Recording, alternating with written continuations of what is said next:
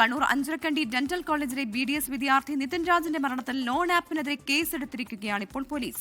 Insta പേ എന്ന ആപ്ലിക്കേഷനെതിരെയാണ് കേസെടുത്തിരിക്കുന്നത്. നിതിൻ രാജിനെ ഭയപ്പെടുത്തി പണം തിരിച്ചടയ്ക്കാൻ പ്രേരിപ്പിച്ചു എന്നതാണ് FIR. നിതിൻ രാജിന്റെ ആത്മഹത്യയിൽ ആരോഗ്യ സർവകലാശാല അന്വേഷണ സമിതിയും യുവജന കമ്മീഷനും തെളിവെടുപ്പ് നടത്തുകയും ചെയ്യും. അജീഷ് ജയകുമാറാണ് കണ്ണൂരിൽ നിന്ന് വിവരങ്ങളുമായി ചേരുന്നത്. Ajeesh, good morning.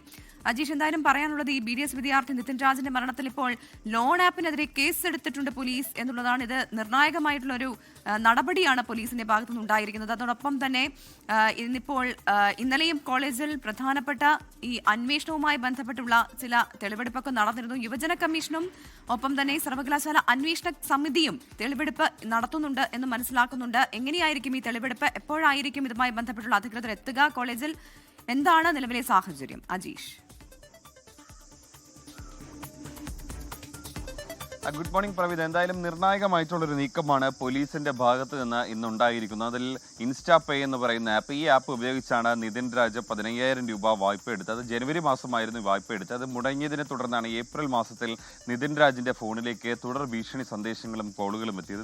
നിതിൻ രാജിന്റെ മാത്രമല്ല, നിതിൻ രാജിന്റെ അധ്യാപികയായിട്ടുള്ള ഡോക്ടർ ലതയുടെ മൊബൈൽ ഫോണിലേക്കും നിരന്തരമായിട്ടുള്ള ഭീഷണി സന്ദേശങ്ങളും ഫോൺ കോളുകളും വന്നിരുന്നു. ഇതിന്റെ അടിസ്ഥാനത്തിലാണ് ഡോക്ടർ ലത പ്രിൻസിപ്പലിന് പരാതി നൽകുകയും ഏപ്രിൽ 10-ന് നിതിൻ രാജിനെ പ്രിൻസിപ്പലിന്റെ ചേംബറിലേക്ക് വിളിച്ചു വരുത്തുകയും അവിടെ ഒരു ചോദ്യം ചെയ്യൽ ഉണ്ടാവുകയും നിതിൻ രാജ് ആത്മഹത്യ ചെയ്തു. എന്തായാലും ഈ ആപ്പിന് നിർണായകമായ ഒരു പങ്ക് ഈ ആത്മഹത്യയിൽ ഉണ്ട് എന്നുള്ളതാണ് പോലീസിന്റെ ഇതുവരെയുള്ള കണ്ടെത്തൽ. ആപ്പിന്റെ ഭാഗത്തു നിന്നുണ്ടായ ഭീഷണിയും ഈ ആത്മഹത്യയിലേക്ക് നയിച്ചിട്ടുണ്ടാകാം എന്നുള്ളൊരു നിഗമനത്തിലാണ് പോലീസ് ഉള്ളത്.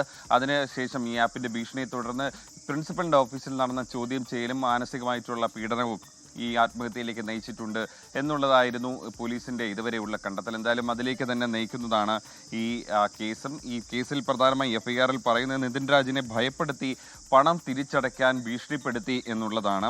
മാനസികമായി പീഡിപ്പിച്ചുവെന്നും ഈ FIR-ൽ പറയുന്നു. നേരത്തെ സൈബർ സെല്ലായിരുന്നു ഇതുമായി ബന്ധപ്പെട്ട ഒരു കേസ് എടുത്തിരുന്നത്. അതിനുശേഷം വിവരങ്ങൾ ചക്കരക്കൽ പോലീസിന് കൈമാറുകയും ചക്കരക്കൽ പോലീസ് സ്വമേധയാ കേസെടുക്കുകയുമായിരുന്നു.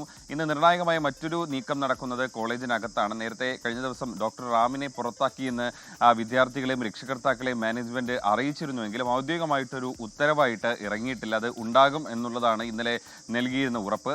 പുറത്താക്കിയതായിട്ടുള്ള അതിന്റെ ഉത്തരവ് വായിച്ചു കേൾപ്പിക്കുകയാണ് ഈ രക്ഷകർത്താക്കളുടെ ഈ യോഗത്തിൽ ഇന്നലെ പ്രിൻസിപ്പൽ ചെയ്തത്. മാനേജ്മെന്റ് പ്രതിനിധിയും ഇന്നലെ നടന്ന യോഗത്തിൽ പങ്കെടുത്തിരുന്നു.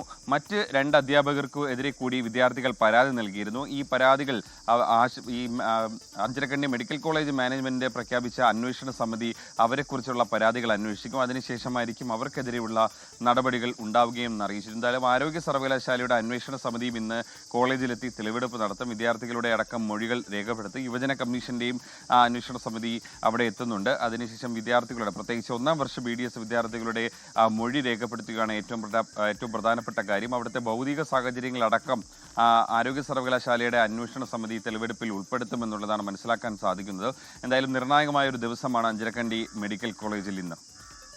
അജീഷ്, അതോടൊപ്പം തന്നെ ഈ പൂർവ്വ വിദ്യാർത്ഥികൾ വലിയ ആരോപണം ഉന്നയിച്ചിരുന്നു. അതോടൊപ്പം തന്നെ അവിടുത്തെ സീനിയർ വിദ്യാർത്ഥികൾ ഉൾപ്പെടെ ഈ പരാതിയൊക്കെ സമാഹരിച്ചത് മാനേജ്മെന്റിന് നൽകാനൊക്കെ തീരുമാനിച്ചിരുന്നു. ആ നടപടി എവിടം വരെയായി? ഇന്നലെ ഒരു വിദ്യാർത്ഥി പറയുന്നുണ്ടായിരുന്നു, ഇത് ആരാണ് മാനേജ്മെന്റ്, ആരെങ്കിലും കണ്ടിട്ടുണ്ടോ എന്നുള്ള ചോദ്യമൊക്കെ വിദ്യാർത്ഥികൾ തന്നെ ഉയർത്തുന്നുണ്ടായിരുന്നു. എന്താണ് അതിന്റെ ഒരു അവസ്ഥ ഇപ്പോൾ? അവർ ആ പരാതി അധികൃതർക്ക് മാത്രമാണോ നൽകുന്നത്, അതോ മറ്റ് അധികൃതർക്ക് നൽകുന്നുണ്ടോ? എങ്ങനെയാണ്? മാനേജ്മെന്റ് മാത്രമാണോ നൽകുന്നത്? ഈ വിദ്യാർത്ഥികൾ ഈ ഏപ്രിൽ 10 ഈ നിതിൻ രാജിന്റെ മരണത്തിന് ശേഷമാണ് വിദ്യാർത്ഥികൾ അവരൊരു പ്രത്യേക മെയിൽ ID തുടങ്ങിയത്. അതിൽ ഈ വിദ്യാർത്ഥികൾക്കുള്ള പരാതികൾ അറിയിക്കാൻ വേണ്ടി, ഏതൊക്കെ അധ്യാപകരുടെ ഭാഗത്ത് നിന്ന് മോശം അനുഭവം ഉണ്ടായി എന്നുള്ള വിവരങ്ങൾ അറിയിക്കാൻ വേണ്ടിയാണ് ഈ മെയിൽ ID തുടങ്ങിയത്. അതിൽ ഏതാണ്ട് 150ഓളം പരാതികൾ ലഭിച്ചുവെന്നാണ് വിദ്യാർത്ഥി പ്രതിനിധികൾ പറഞ്ഞത്.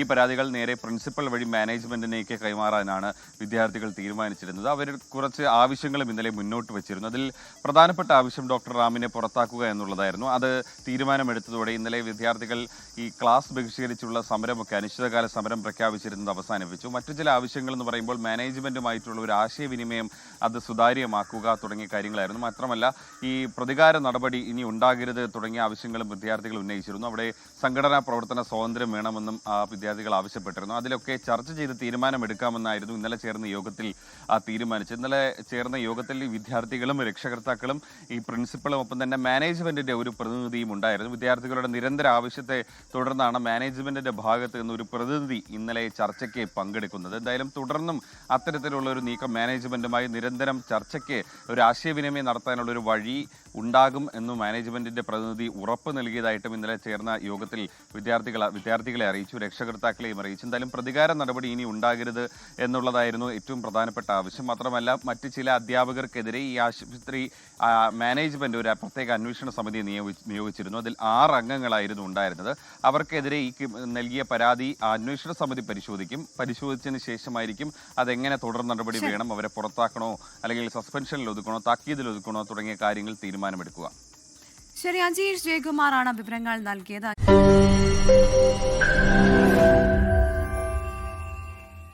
ലോകത്തെവിടെയായാലും ഏത് സമയത്തും 24 വാർത്തകളും ഓഗ്മെന്റഡ് റിയാലിറ്റി പാക്കേജുകളും എക്സ്പ്ലെയിനറുകളും വിശദമായി കാണാൻ ഞങ്ങളുടെ യൂട്യൂബ് ചാനൽ നിങ്ങൾക്ക് സബ്സ്ക്രൈബ് ചെയ്യാം.